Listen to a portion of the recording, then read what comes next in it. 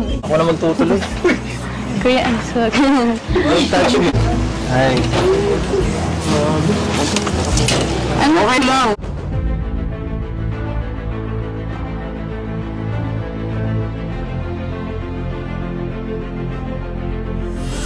Ayun! Shoutout guys! Muli, welcome to my YouTube channel. Ito po si Kajulay, ang inyong katugang, ang inyong kalingap, na muling bumabati po sa inyo ng magandang araw, magandang gabi. Saang sulok man po tayo ng mundo naroon. At sa araw na ito, meron po tayong panibagong vlog. Ito na po yung pinakahintay, yung ilan po sa mga viewers natin.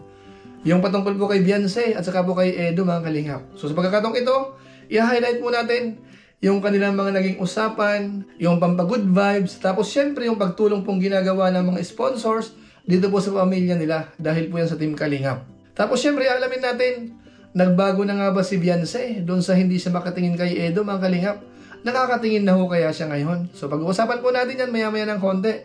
Pero syempre paalala mo na si Kuya July, baka sakaling meron pa po ditong hindi nakasubscribe sa ating YouTube channel, huwag natin kalimutan, July Paunil. Tapos pakipindot po yung notification bell button para lagi po tayong updated sa aking mga video upload. Tapos isama rin po natin yung ating Facebook page, July Paunil 2.0. Pwede po natin i-follow, tapos panoorin natin yung mga upload doon, pwedeng i-like at saka po i-share.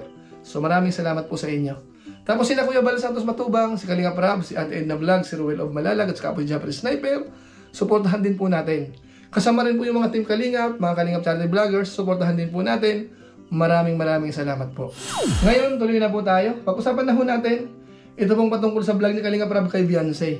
Siyempre ho, dito po sa pagpunta ni Kalinga Prab, ang pangunahin po dyan ay yung pagtulong sa kanila. Dahil marami pong sponsors ang nagpaabot po. So maya-maya po ng konti, malalaman po natin at saka magkano ho kaya ang bagong tulong po sa kanila. Pero siyempre, puntahan po muna natin yung patungkol po kay Beyonce at saka po kay Kalingap Edo. Dahil doon sa mga nakaraang vlog po ni Kalinga Prab patungkol po sa kanila, marami pong kinilig, maraming nag-aabang kung kailan po uli yung sunod na vlog po sa kanilang dalawa. So sa pagkakataong ito, eto na po. Kaso nga lang po, tuwing nagpupunta si Kalinga Prab, madalas si Beyonce ho ay naglalaba. Dito po sa pagkakataon na ito, nung dumating sila, naglalaba pa rin po.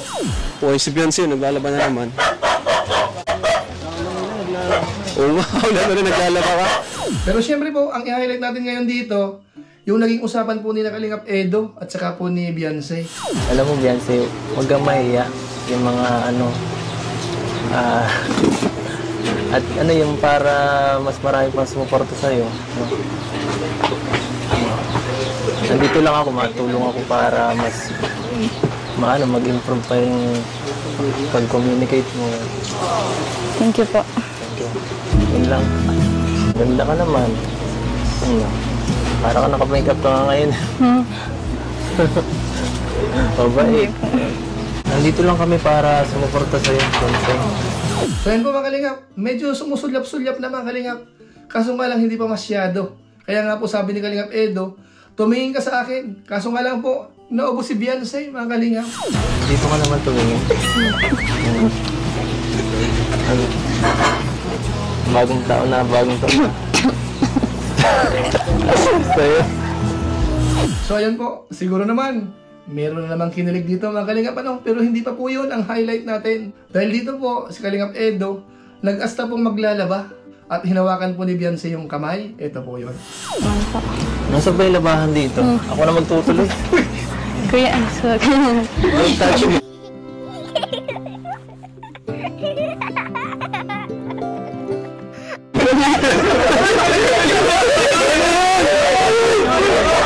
Yan po mga Kalingap, talagang pinipigilan po siya ni Beyonce. Kumbaga nahihiya po si Beyonce. Kaya nga po parang nahawakan niya po yung kamay. So marami pong kinilig.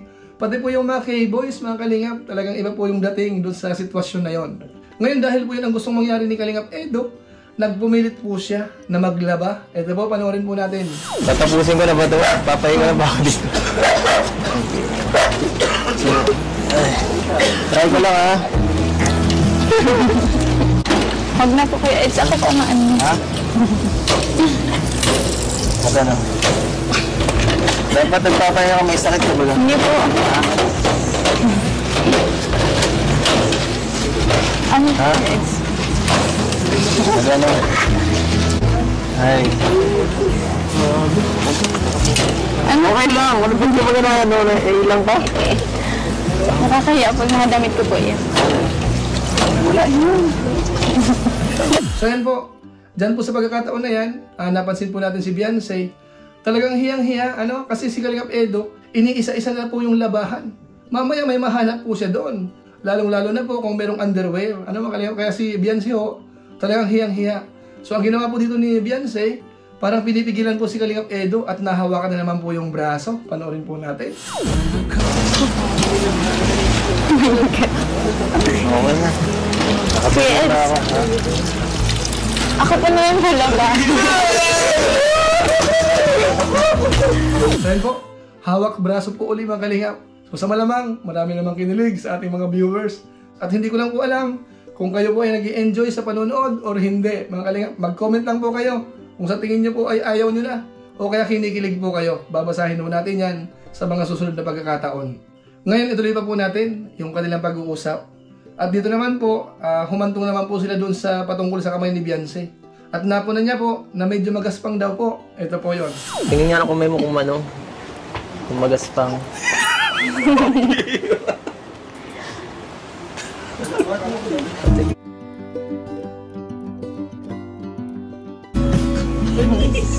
Ay, grabe nga. Mas mano pa sa'yo. Mas mano pa ang kamay ko sa'yo. Grabe. Saan mga Kalingap? Talagang sabi nga ni Kalingap Edo, mukhang mas okay pa yung kamay niya kaysa doon sa kamay ni Beyonce dahil nga po medyo magaspang. Pero alam niyo po mga katugang, mga kababayan po natin, kapag ka po ganun yung kamay, ang ibig sabihin masipag. Ngayon, ituloy pa po natin. Dahil yung usapan po nung dalawa, napunta po doon sa kung ano ang paboritong pagkain. At si Kalingap Edo nga po, ang sinabi ay tinola. Kaya sa pagkakataong ito, para bang sinabi ni Kalingap Edo na lutuan daw siya ng tinola. Parang ako magtuluto ng tinola. Opo. Lutuan mo naman ako. Oh. Pwede man po. Kung nakabisita ako dito minsan, mapaluto ako, dala ako pag Sagot ko na sangkap. Makikain lang ako. Sige po, sa sunod po na punta niyo. So kapag ka po nagkataon, abangan po natin sa mga susunod na vlog. Baka sakaling magdala po sila ng lulutuin at ipagluto nga po si Kalingap Edo. Abangan po natin yan. Ngayon dito po sa kanilang usapan, talagang nandun pa rin po yung pagiging tahimik pa rin po ni Beyonce. Although syempre ho, medyo mayroon ng improvement compared po natin nung nakaraan. Pero talagang tahimik pa rin po siya. Pero sabi naman po ni Beyonce, sa sunod daw po, pipiliting maging madaldal na. Huwag kang kakabahan. Sanayin mo yung sarili mo makipag-usap. Lalo na sa amin, sa akin. Okay?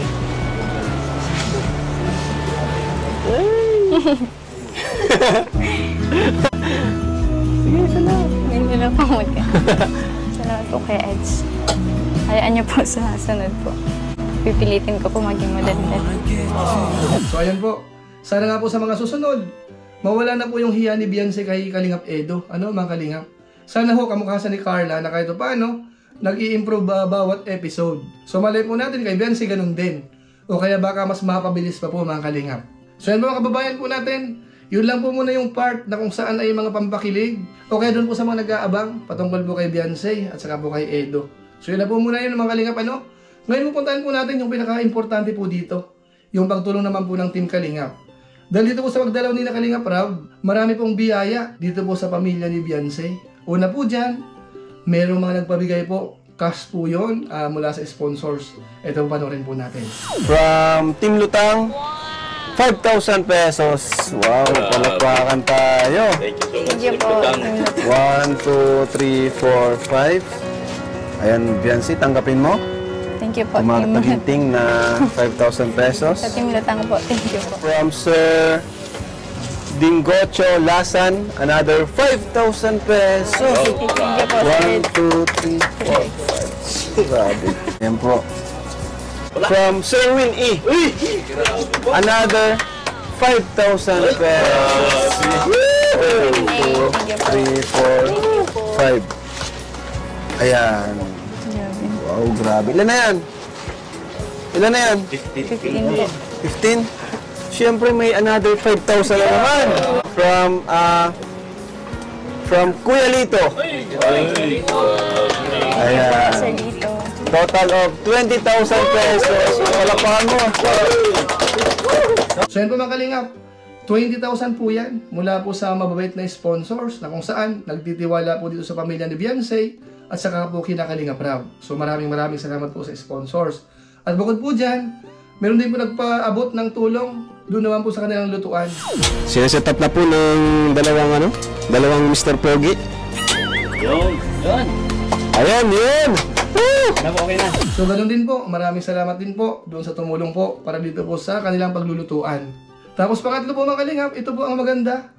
Dahil dito po sa episode na ito, kinonfirm po ni Kalinga Prab na sila po ay papabahayan. Kumbaga, nakalinap na rin po ang pabahay natin kay Beyonce. At ayun, so this 2024, tuloy-tuloy po yung pabahay natin. So yun po mga kababayan po natin, confirm na po yan. So kumbaga po, nakaline up na po yung bahay nila. So maghihintay na lang po tayo dahil meron pa pong mga mauuna bago po sila.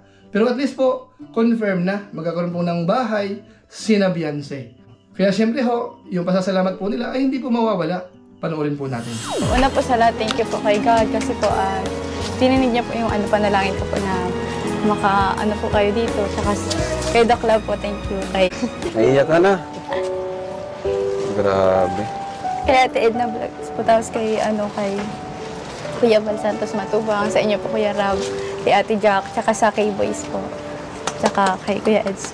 Thank you. Thank you po sa viewers po, tsaka sa mga supporters. Thank you so much po. Malaking tulong po ito sa amin. So yan po mga babayan po natin, yan po yung pasasalamat po nila. At siyempre ho, i-recognize naman po natin yung malit din pong ginagawa nila kapag po dumarating yung bisita. Naghahanda po sila ng mamimeriendahan. Ito po, panoorin natin. Beyonce, thank you ha. Beyonce, thank you. Paborito ko Sige po. Kids, thank you din siya. Ang busog po kayo.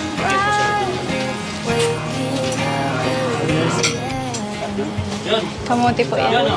Kamote. Anong nilagay mo dito? Bakit ang sarap? Asukal lang po yan. Ha? Asukal? Asukal po. Asukal?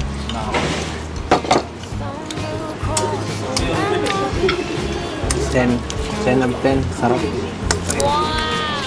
So yan po mga Kalingap, mukhang masarap po yung kanilang merienda. Mukhang ginatan. Mukhang may ubi, may kamote. Masarap po yan. So yan po mga Kalingap, yan po yung ating reaction video sa pagkakataong ito. Hinighlight po natin yung parang eksena ng dalawa, kung paano sila mag-usap, magtitigan, yung pagiging mahiyain na bawasan ho ba. So masasabi po natin, medyo nabawasan po. Nakakatingin na po siya, nakakatitig na paminsan-minsan. Kaso nga lang hindi pa po talaga yung inaasahan po natin. So siguro po sa mga susunod, baka sakaling mag-improve pa po yan. Tapos pangalawa po, syempre yung pagtulong po mula sa sponsors, mula kay Kalinga Prab sa mga vloggers, at saka po syempre sa mga viewers na nanonood po sa vlog po ni Kalinga Prab.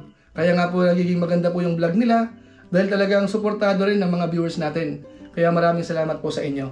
At syempre po kina Kalinga Prab, kina Kuya Bal Santos Matubang, sa hanay po ng Team Kalingap, maraming salamat po sa inyong lahat.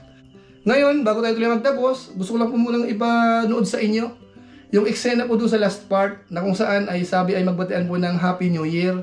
Tapos meron nabanggit po si Kalingap Edo na sana maging matatag ang samahan. Kaso nga lang po yung sagot ni Beyonce, Happy New Year pa rin po mga Kalingap. Ito, panoorin po natin. Nabati mo na ba siya? Happy New Year? Ha? O, batiin nyo. Happy New Year. Happy New Year po. Sana maging mas matatag pa yung samahan natin. Happy New Year po. So yun po, masayang usapan po yun. Kaya dyan po muna natin tatapusin yung ating episode po sa ngayon. Pero siyempre po, gaya ng dati, meron lang po muna tayong isa shoutout.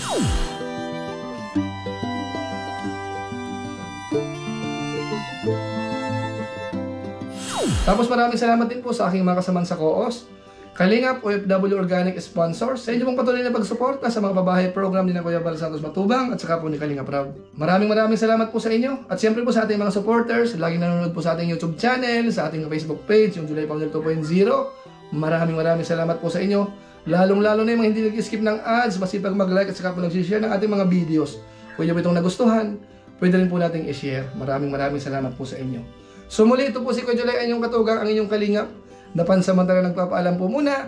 Kita-kita na lang tayo sa mga susunod ko pang vlog. Maraming salamat sa inyong walang sawang pagsuporta po sa ating YouTube channel. Pagpalain nawa kayo ng Diyos, mabuhay tayong lahat. God bless. Bye-bye!